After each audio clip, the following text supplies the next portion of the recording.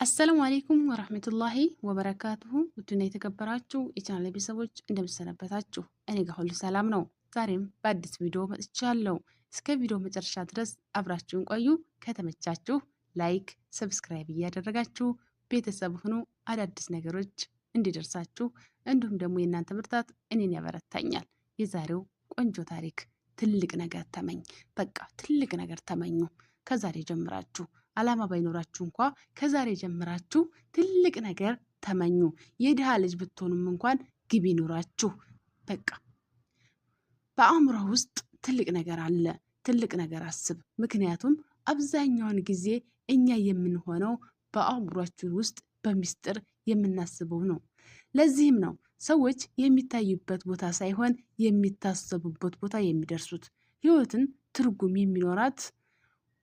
የሚኖራት ሁሌም ንቁና ጠንካራ ስንሆን፣ ግብ ስናዘጋጅ፣ በየጊዜው አላማችን ግብ ለማድረስ የሚያስፈልገውን መስዋዕትነት በዘላቂነትና በቁርጠኝነት ስንከፍል ነው። ብዙ ጊዜ ደስታ ማጣት በህይወት ውስጥ ግልጽ የሆነ ትርጉምና አላማ ከማጣት ይመጣል። እያንዳንዱ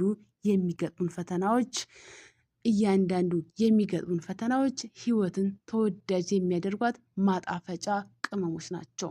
ህይወትን ትርጉም ያላት የምናደርገው ደግሞ የሚሰነዘሩብንን ፈተናዎች በብቃት በስሌት መቋቋም ስንችል ነው።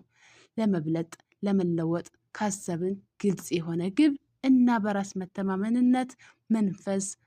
መተማመን መንፈስ ሊኖረን ይገባል። ስኬታማነት አንዱ አስፈላጊው ምስጢር በራስ መተማመን ነው።